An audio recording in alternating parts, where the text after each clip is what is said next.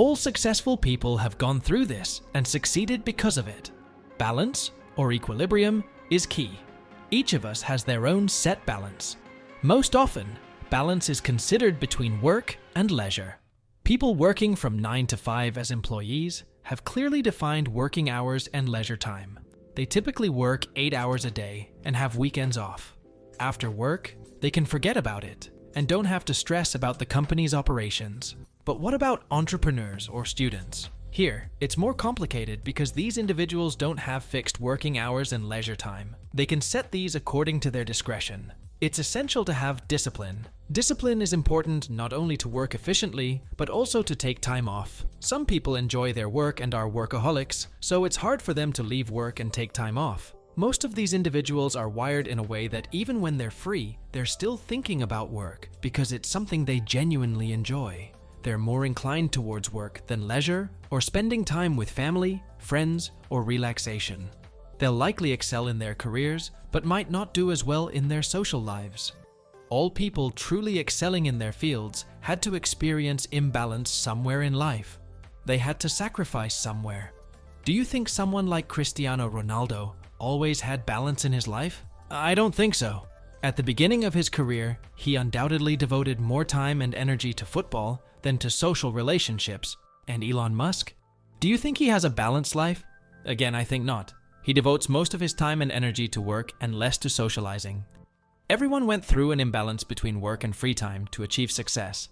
If they hadn't experienced it, no one would have heard of them.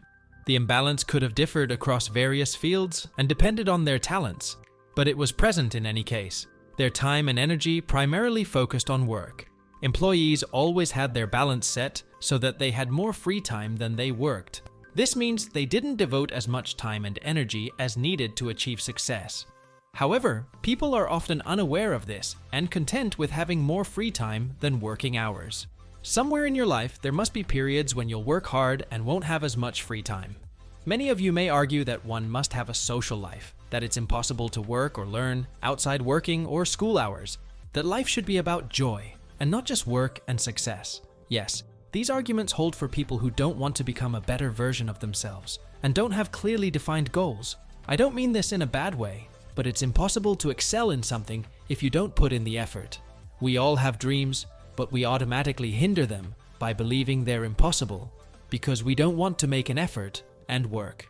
Humans have a natural laziness and will do everything to avoid doing more than necessary. People with such a mindset never start fulfilling their dreams because they don't want to work and don't want to experience imbalance in life. So, if you see yourself in this description, take a paper and pen and write down all your goals, no matter how nonsensical or unrealistic they may seem.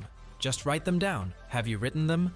If yes, pick the top 3 most important goals from your list. From these 3 goals, select the one that is your priority and make a plan on how to achieve it.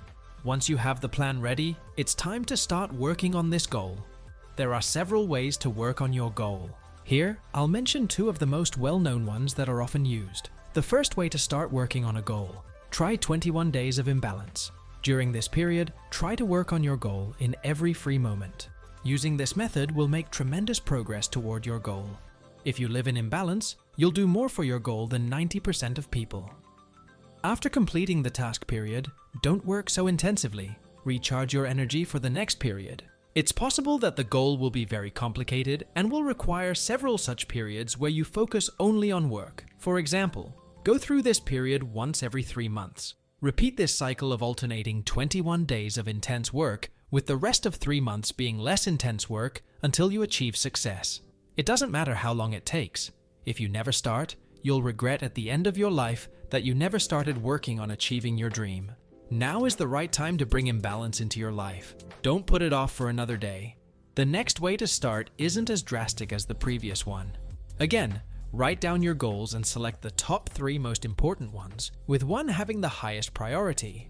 You don't have to start by completely cutting off all leisure activities. Start slowly and gradually. You'll gradually increase the time and energy you dedicate to your goal. Continue increasing it until you find yourself in an imbalance, where you'll remain until you achieve your goal. Work will take more time than leisure activities, and that's correct. Once you reach your goal, you have the right to take a longer break and do nothing. But when a new goal appears that you want to achieve, you'll start following this principle of imbalance between work and free time again. You can repeat this cycle, alternating between work and free periods. There is a group of people who spend too much time at work and don't have time for leisure activities, and for them, I have some tips. First, set priorities. Consider what's most important to you and what should come first in your life. For example, if you have a family, it might be important to dedicate more time to them than work. Second, plan your time. Planning is key to success. Try to plan your day, week, or even month ahead so that you can allocate your free time according to your needs. Third, set boundaries. Learn to say no and set boundaries at work and in your personal life. If you feel you could be overloaded with work, don't hesitate to ask for help. Fourth, find hobbies. Finding ways to spend leisure time can help keep your mind and body healthy and active. Try to find hobbies you enjoy and dedicate regular time to them. Fifth, take breaks. When working or studying, it's important to take breaks and rest. For example, after a few hours of work, take a short break for a walk, chat with colleagues, or read a book. Sixth, utilize free time. If you have a few free hours, use them for activities you enjoy. For example, you can engage in sports, go on a trip with your family, or just relax. Seventh, maintain balance. Remember that life is about balance. Try to find a balance between work and free time and adjust it according to your needs and priorities. Once you incorporate these tips, you won't spend as much time at work. Instead, you can go on a trip with your family or engage in sports. The most important thing you must take away from this video is, if you want to succeed in any field or activity, you mustn't have balance. You must work on your goal every single second and disregard balance.